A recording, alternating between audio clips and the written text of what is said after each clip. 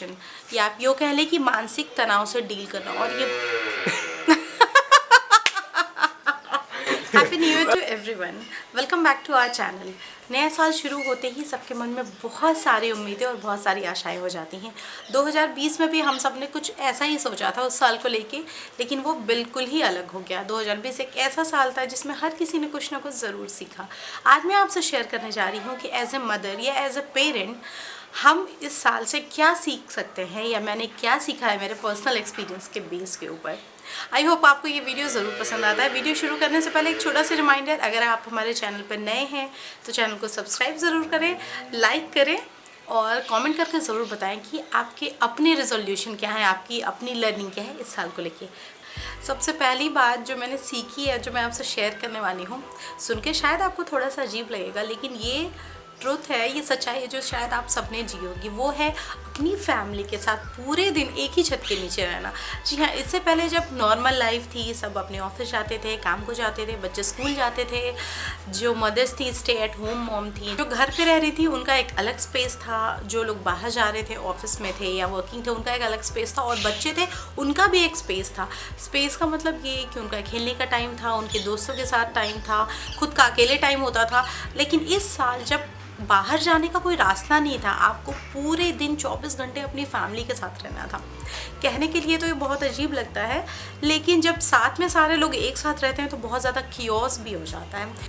Chaos in the sense हर कोई एक दूसरे को उतना टाइम नहीं दे पाता, क्योंकि उनके अपने पर्सनल चीज़ें भी चल रही होती हैं। और जहाँ बच्चे थे घर में तो चीज़ें बहुत ज़्यादा मेस्ड अप हो गई थी, क्योंकि बीच बीच में आपको बच्चों को भी देखना है, फिर अपने काम भी निपटाने हैं, और आपको मुश्किल से 5 या 10 मिनट भी अकेले का नहीं मिल पा रहा था। तो इस चैलेंज को ओवरकम करना का एक ही तरीका था, गोइंग बैक टू बेसिक्स, बिल्कुल पहले की तरह जीना। मतलब जैसे एक दूसरे से बातें करना, अपनी भावनाओं को शेयर करना, साथ में टाइम बिताना, घर के सारे काम जैसे लोग बांट लिया करते थे ना बड़ी फैमिलीज़ में, बिल्कुल वैसा ही करना। और वही सब हमने इस साल सीखा है। दूसरा सबसे इम्पॉर्टेंट पॉइंट था एंजाइटी और डिप्रेशन से डील करना, या आप कह लें मानसिक तनाव को हैंडल करना। ये प्रॉब्लम छोटे शहरों में या गाँव में नहीं थी, ये थी बड़े शहरों की प्रॉब्लम। दिल्ली, मुंबई, जो महानगर हैं, कलकत्ता, चेन्नई, जहाँ पे लोग जनरली न्यूक्लियर फैमिली में हैं, उनके पास स्पेस नहीं है बाहर निकलने का, हर किसी के पास बंगलोज़ नहीं है, और वो प्रैक्टिकली पॉसिबल भी नहीं है संभव कि हर किसी के पास गार्डन हो। तो इसमें लोग अपने 1 BHK, 2 BHK, 3 BHK या 4 BHK में ही बंद होके रह गए थे। बाहर की हवा या धूप नहीं मिल पाना एक बहुत बड़ा फैक्टर हो जाता है। जब मिल रही होती तो उसकी वैल्यू नहीं होती है। बच्चे सारा टाइम घर पे थे, वो भी परेशान, या तो आप उनके साथ खेल लो, खिलौने दे दो, या तो फिर उन्हें फ़ोन पकड़ा दो। तो ये सारी चीज़ों को मैनेज करना, बच्चों के लिए नई नई एक्टिविटीज़ अरेंज करना, और टाइम डिवाइड करना कि मैं कितना टाइम दूंगी, अभिषेक कितना टाइम देंगे, और ये हमारे लिए एक बहुत बड़ा चैलेंज था। बट फाइनली थैंकफुली हम इन सारी चीज़ों को अच्छे से हैंडल कर पाए। तीसरी पॉइंट जो शायद इसी साल के लिए नहीं, पूरी लाइफ लॉन्ग के लिए मेरे लिए एक बहुत बढ़िया लेसन लर्निंग बन के आई है, वो है प्लानिंग। जब सब कुछ था तो प्लानिंग की वैल्यू उतनी नहीं पता थी, जबकि उस टाइम भी हम प्लान किया करते थे। अभी क्या हो गया था कि आपको क्लीनिंग से लेके, कुकिंग से लेके, अपने ऑफिस का काम, बच्चों की पढ़ाई, सब कुछ, बच्चों की एक्टिविटीज़, सब कुछ अकेले प्लान करना था। स्पेशली जो लोग न्यूक्लियर फैमिली में हैं, जैसे हमारे जैसे लोग, जहाँ सिर्फ हस्बैंड वाइफ और बच्चे हैं, वहाँ ये बहुत बड़ा चैलेंज था। क्योंकि हस्बैंड वाइफ जहाँ वर्किंग है वहाँ और भी डिफ़िकल्टीज़ थी कि आपको 9 बजे तक सारे काम निपटाने हैं। किसी का 8 बजे से ऑफिस है, किसी का 9 बजे से ऑफिस है। बच्चों की क्लासेस शुरू हो गई थी, ऑनलाइन क्लासेस, तो माही को टाइम देना, उसकी क्लासेस अटेंड कराना, मायरों को टाइम देना। और इन सब में सबसे क्रूशियल रोल प्ले किया कि मैंने और अभिषेक ने बैठ के सारी चीज़ें ऑर्गेनाइज़ की। हम वीकली मंडे टू फ्राइडे का अलग प्लान करते थे, सैटरडे संडे के हमारे अलग प्लान्स होते थे। प्लानिंग मतलब टाइमिंग के हिसाब से कि कौन से घंटे में कौन से काम आपको निपटाने हैं। आई कुड से कि हम ये बहुत ही अच्छे से कर पाए। चौथा पॉइंट है, और शायद बहुत ही क्लोज़ है मेरे लिए, मेरे फैमिली के लिए, वो है अपने होम टाउन या अपने पैतृक गांव की वैल्यू समझना। ये एक ऐसा साल था जिसने बहुत लोगों को बहुत बुरा टाइम दिखाया फाइनेंशियली। हम इतने ग्रेटफुल हैं कि शायद हमारे लाइफ में उतने स्ट्रगल नहीं थे।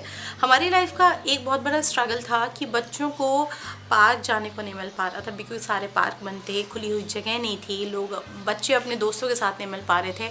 स्पेशली मायरा जो इस साल प्ले ग्रुप ज्वाइन करने वाली थी, वो बहुत ही ग्रोइंग स्टेज में है। माही तो एटलीस्ट वो स्कूल जा चुका है, उसे आइडिया है सारी चीज़ों का, वो ऑनलाइन क्लासेस में भी अपने दोस्तों से इंटरेक्ट कर रहा है, टीचर से इंटरेक्ट कर रहा है। लेकिन मायरा के लिए बहुत बहुत बड़ी परेशानी थी, और हमारे लिए कि वो कुछ ऐसी चीज़ें होती है ना, जैसे उसका स्पीकिंग का थोड़ा सा डिले हो रहा था। मुझे ऐसा लगा इस स्टेज में माही बहुत अच्छे से बातें करने लगा था, लेकिन मायरा 2 वर्ड से ज़्यादा नहीं बोल पा रही थी एक साथ, और ये बहुत बड़ा चैलेंज था। ये तभी पूरा होता है जब उसे लोगों का साथ मिलता।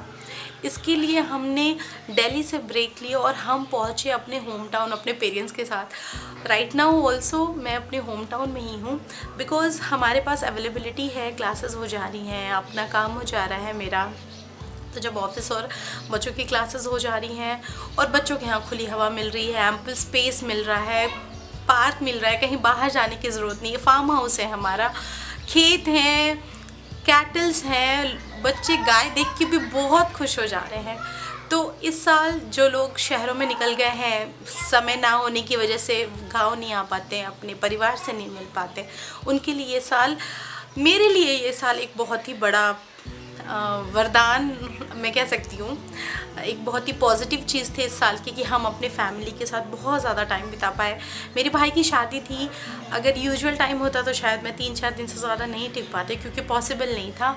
लेकिन इस बार मैं बहुत अच्छे से हर चीज़ एंजॉय कर पाई, and I am really grateful about this. Next point जो है वो है इंटरनेट। इंटरनेट एक ऐसी चीज़ है जिसका एक अच्छा साइड भी है और एक बुरा साइड भी है, और इस साल ने हमें वो दोनों ही साइड दिखाए।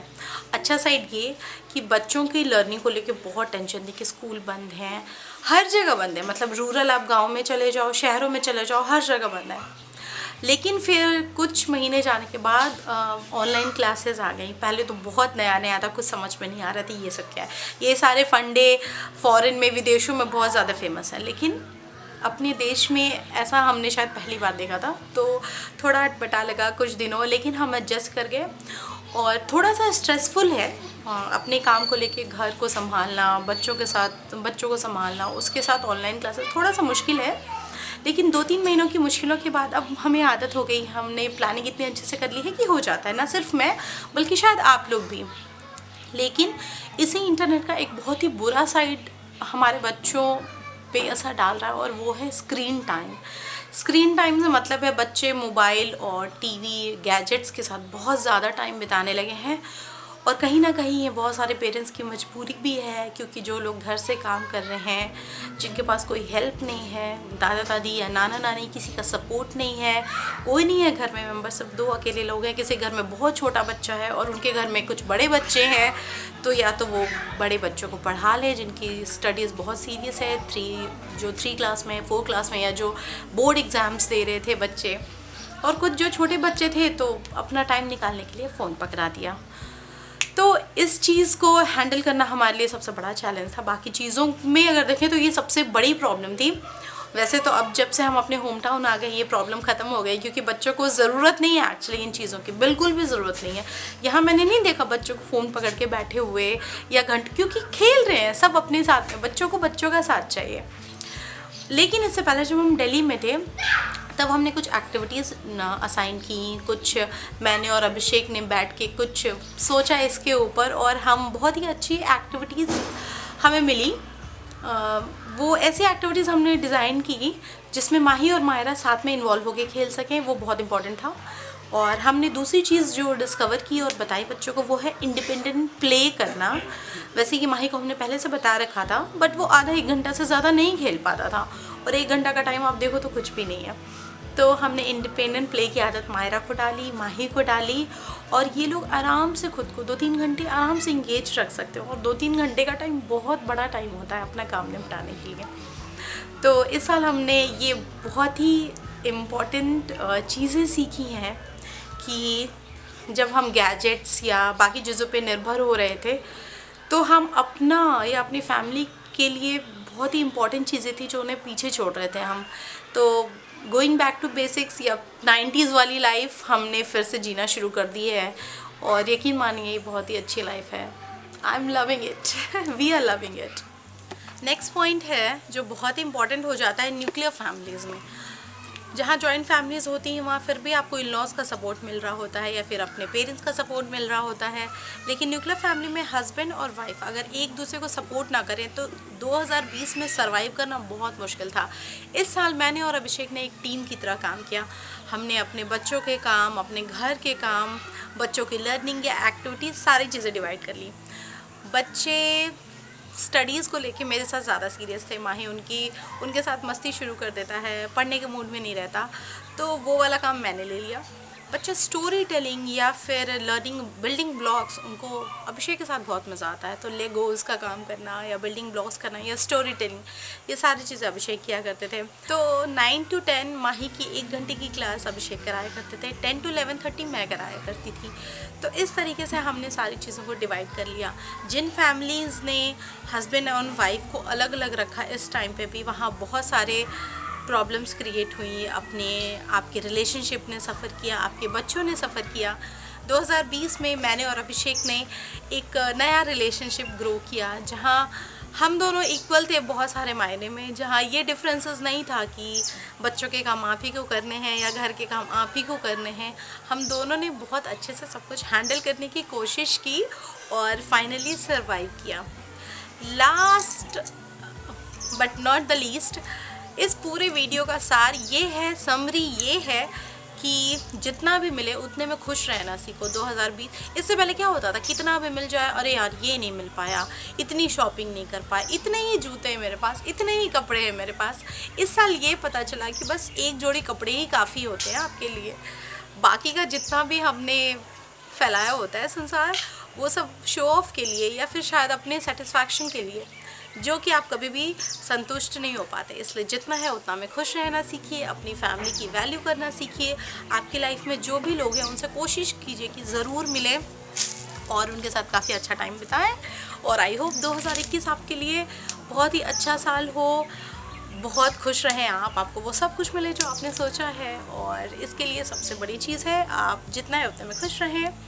सो इसी के साथ वीडियो ख़त्म करते हैं और मिलते हैं आपसे नेक्स्ट वीडियो में। तब तक के लिए बाय बाय, टेक केयर।